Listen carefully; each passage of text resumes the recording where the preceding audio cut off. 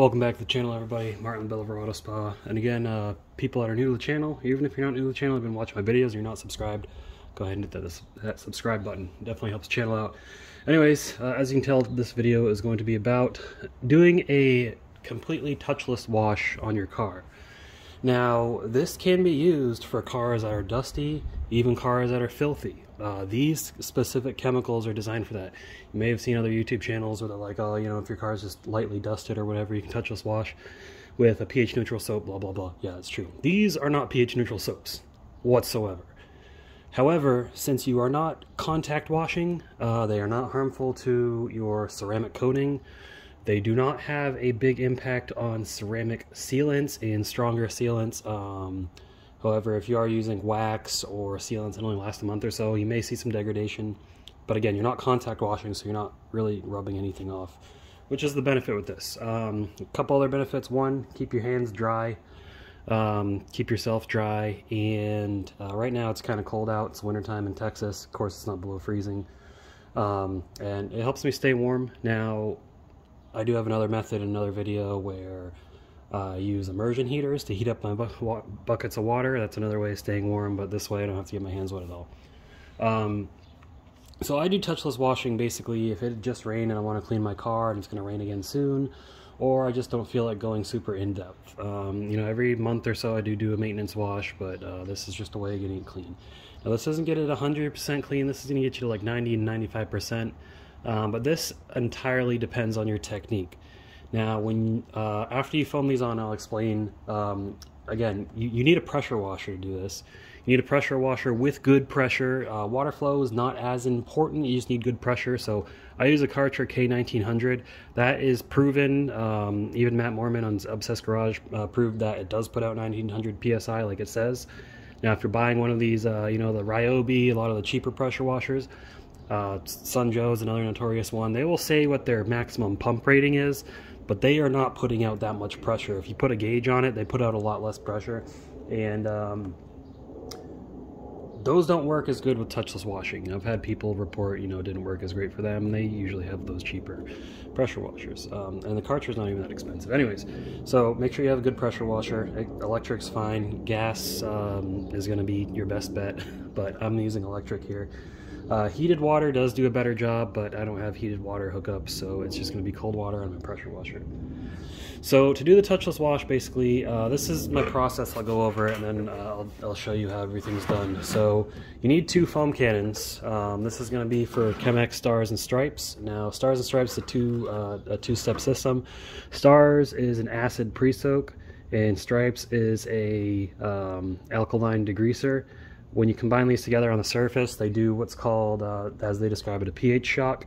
It brings the pH level back down to neutral, and that shock releases the static bond that the dirt has on the surface of your car, allowing you to truly pressure wash it off. Because you probably pressure washed your car when it was dirty without any soap. It looks clean, but when it dries off, you see the dirt and dust left over. You don't have that problem with this. This gets it off. But you're not rinsing it off. You have to pressure wash every single square inch of your car. And you're going to see if you missed. You're going to see where you missed, okay? So I just want you to know that. Because sometimes people will be like, oh, you know, you got to rinse from the top down. We're not rinsing. We're pressure washing, okay? I prefer the bottom-up method so I can see where I've been, but you do it how you want. So you need two foam cannons for that. I've got my 2 MJJC Pros. You can use any foam cannon you want. Doesn't matter. And then I've got... For my wheels, what I like to do is I like to spray an iron removing wheel cleaner on the wheels to pre-treat, and then I foam over them with Chem's Pro 50. Now, Chem's Pro 50 is another touchless wash soap. This is high alkaline, and I've done some videos with this comparing it to Stars and Stripes. Stars and Stripes does a lot better on the paint. This does great on wheels because of how strong of a degreasing soap it is. But again, this is formulated for touchless as well. And if you don't want to use Stars and Stripes, you can just straight use Chem's Pro 50. In my opinion, doesn't do as great of a job, but you know, try out your own method, see how it works. So yeah, we're gonna start out. So what we're gonna use here, I need to mix Wash Chems in my IK foamer. This is my IK Foam Pro 12. If you don't have a Foam Pro 12, you don't need the big Foam Pro 12. You can use any of these smaller sprayers. I've reviewed all these. This one's broken. This is the replacement they sent. So this is the SPTA Cordless electric foamer sprayer, so this one pumps itself up. This is probably the easiest to use, but it's not cheap. Then we got the Miralex Axle. This is the 2000, they also have the 3000 foamer. This is probably the highest quality little foamer you can get, and I put a little Schrader valve mod on it. I did a video on that. And again, all these videos I talk about and these products I'm going to link in the description below, so check that out. We've got the Solo sprayer. This is the alkaline Solo sprayer. Again, I did a Schrader valve mod on this. We've got this little cheap, super cheapy one, which I also did a Schrader valve mod on. This one's cheap as dirt. It does not have a pressure release valve though, so keep in mind so you don't blow the thing up. And there's one more I forgot to grab. Okay, the IK Foam Pro 2 Plus. This one comes with a Schrader valve installed right there. So I like to use the Foam Pro 12 just so I don't have to keep refilling it all the time. So we got this about halfway full.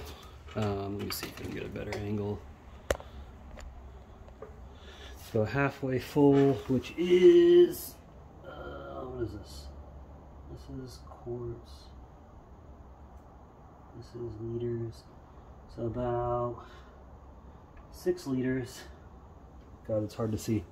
Okay, so I got about 6 liters of water in it, so I'm going to take the top off and I'm going to measure out.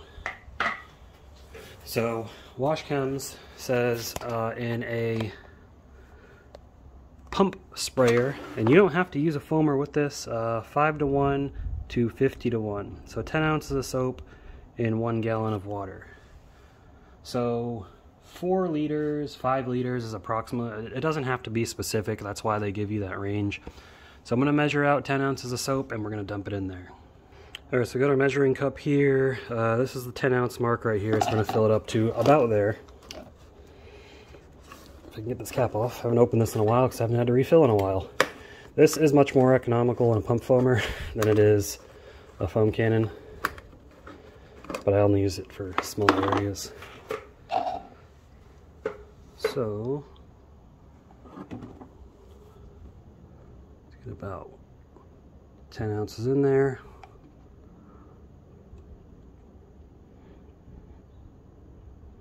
There we go.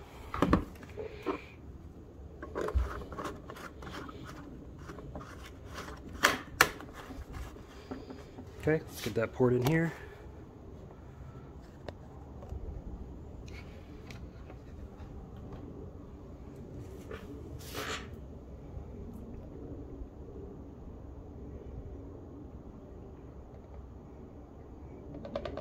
That should get you in that right dilution ratio.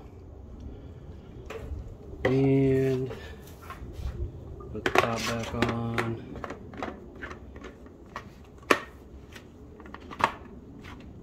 Alright. Give it a swirl, make sure it's all mixed in. And we're good. Now, IK did come out with like a mod for this thing. Not a mod really, but a little compressor that you can mount on it. You can also buy portable compressors. I've got this Ryobi one. So what I did is I just made a little loop right here to kind of stick it through, so that way it's always with it when I need it. And then I've got the Schrader valve right here. Now this obviously doesn't pump automatically like the other one does, but go ahead and put that on there. Make sure that's closed up. It's a pressure relief valve. And then you just pull the trigger on here or turn your pump on and it'll pressurize it for you. Now it does take a while, so I'm going to do that off camera. Alright, next thing we're going to do is get our foams ready, our foam cannons ready for Stars and Stripes. So Stars and Stripes says on the bottle, if you're using a foam cannon, 4:1 to 10:1. Okay, now if you don't have a house to do this out with your own pressure washer and you want to do it at the car wash, you know, the coin wash, you definitely can. Chem-x has done a video on that. It takes a while, but if you're trying to stay dry, keep your hands dry or whatever, and you don't want to damage your car with that crappy brush they have, then you know, you can get a couple of pump foamers and you can foam it on your car. Now, so 4:1 in a foam cannon, so that basically, you break it down into 5 parts. 4 parts of that is going to be water, and 1 part of that is going to be the soap. So let me take you over to my handy dandy chart that I have printed out. So I printed this out, stuck it in this cabinet. So we got, what, about 500 milliliters of water. That's approximately 16 ounces, not exact. But again, we don't have to be exact. So 5 to 1 is about 2.7 ounces of soap. That's probably a little bit more. So we'll call it 3 ounces. Now, I am not going to measure these exactly. I like to just eyeball these, so bear with me here.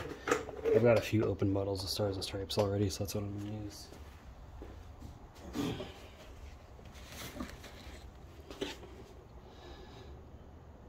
Again, doesn't have to be specific, you just got to get in the ballpark. That should be enough. Now, because these are wider at the bottom, there's, it holds more liquid in the bottom as it goes, it's less liquid as it goes up, I guess you could say. Might not be the best explanation, but that's how I can explain it.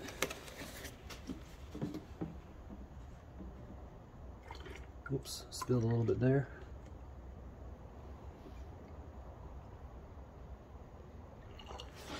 Should be good. And then get your foam cannons locked in. I don't know what it is about the red dye, but it seems to lose its color over time. The blue doesn't, but that's not important. What matters is the chemical works. So your foam cannon screwed on. Now the foam dials, you can turn them up to max if you want. I do it all the way to max, and then I dial it back about 1 turn. That way I have the foam a little runnier, so it doesn't drop off in clumps. So it gives me some more time to work. Alright, now let's get over here and we'll start with the wheels. I'll show you guys how I do the wheels touchless before doing the entire vehicle. Now before I start that, I'm just going to take you around the car, show you how dirty it is. The wheels are really dirty. It is a little windy here, so I apologize for the wind noise. My car is ceramic coated, but you can probably see all the dust and dirt on there. I'm not in the shade completely, but that's okay as long as it's either a cold day or you can do small sections at a time. There's the other wheel. Back bumper is the worst area. So that's what we got to work with. That's what we're trying to get off. Okay, so what I like to do first, I like to do the wheels and then I'll do the whole car. So with the wheels, of course, make sure they're cooled off. You don't want to do this on hot wheels. But first, let me grab the chemical. So I like to spray it with the iron removing wheel cleaner. In this case, I'm using Hybrid Solutions Pro Rapid Decon.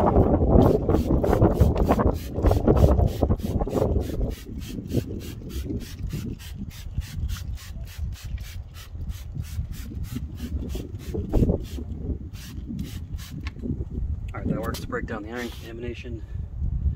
And then I foam on the Wash Chems Pro 50 over it. This stuff is so strong, you'll actually, if your tires are dirty, you'll see it start to turn brown. And of course, make sure your connections are tight because everything just started leaking. Well, anyways, let's go ahead and get this done.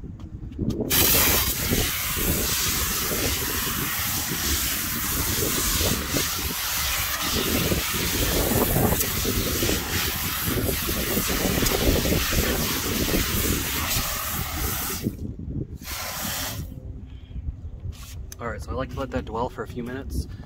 I'm going to go ahead and apply this to the rest of the wheels, and then I'll come back and show you how I clean it off.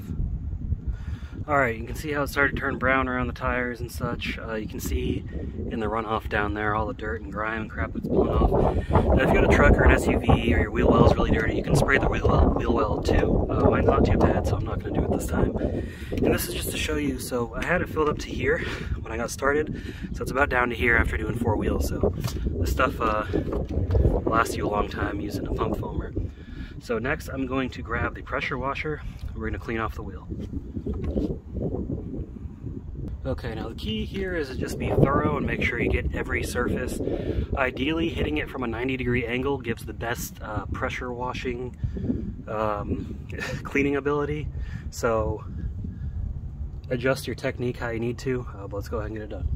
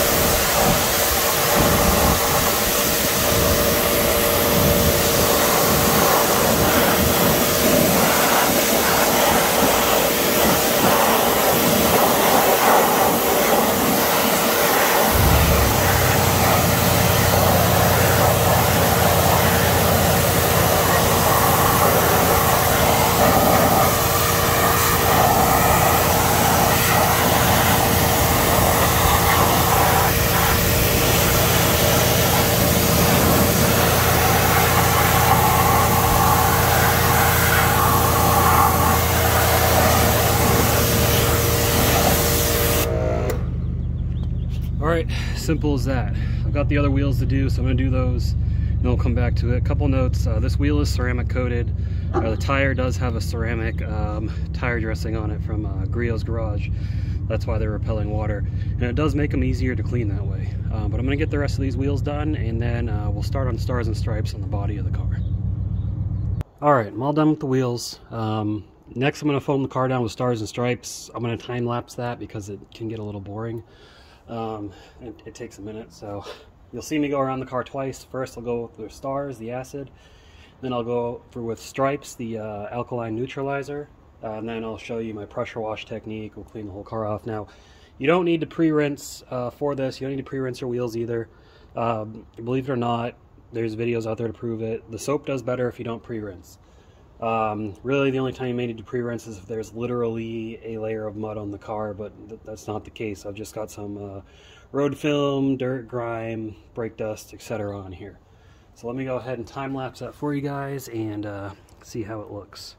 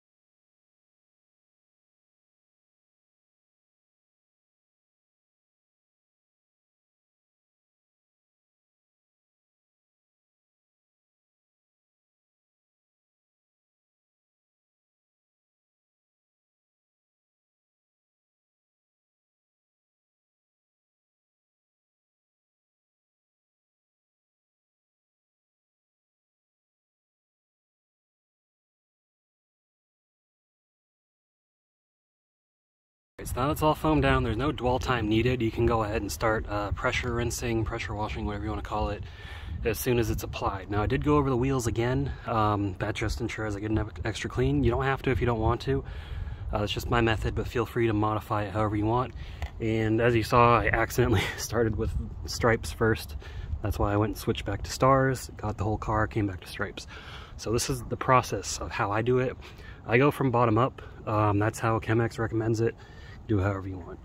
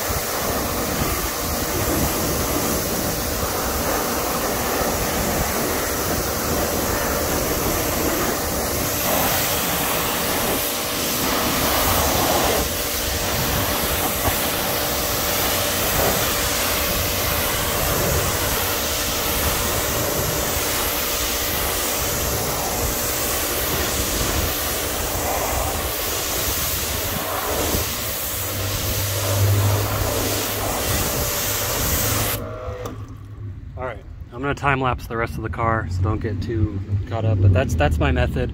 But now let's get the rest of this done, and then we'll come back for a final rinse. So if you have a little bit of soap left over, don't worry, you'll get that in your final rinse.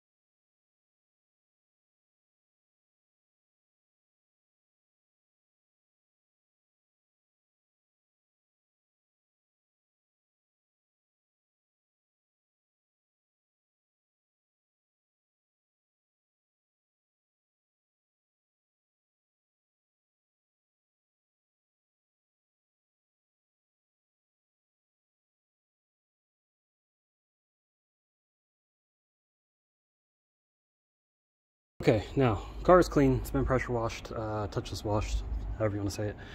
Now comes the drying step. However, I am not a fan of water spots, I'm sure most people aren't, so I'm going to show you my secret, not so secret weapon down here, which is the portable deionizer. This removes all the minerals from the water, so that way there's no water spots. So I like to do a final rinse with this. If you don't have deionized water, just rinse your car over one more time, and then I like to use a leaf blower to dry my car. You dry your car however you want to. So this is the regular water, which I'm going to turn off, and this is the deionized water, which I'm going to turn on.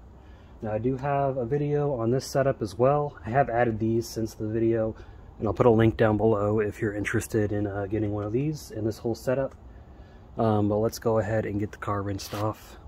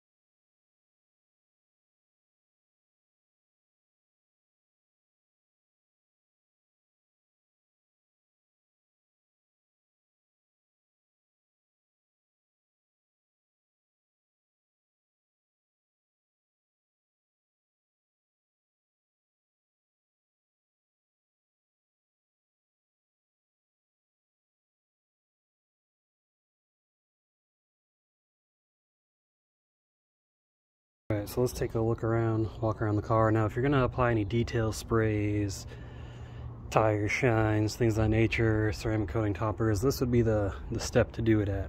I'm not going to, because I just like to do touchless because it's convenient. And look at that, you can see that nice pearl effect that this paint has. I love this paint.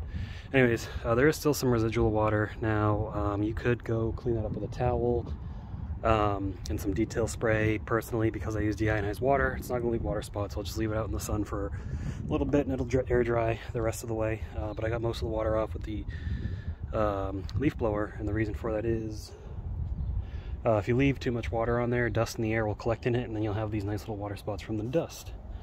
You can see the wheel, if you remember how the wheel looked before. The wheel is very clean. It's mostly dry, about 95% dry. The tire still has a nice black look. The shine wore away, which I kind of expected, so I'll probably have to reapply it, but not too bad. All that dust and dirt, road debris, or not debris, but road film, all that crap is off the car. Back wheel's looking good as well. Take a look at that, it's chilly out here. I apologize for sniffling in the camera. But yeah guys, this is all about how much time you take to do it and your technique. Pop the trunk open so I don't get drip, so I could dry that out. But you saw how dirty the trunk was before. Now I still got a line of dirt here. I usually get that with some detail spray, but all that dirt and crap is gone from here.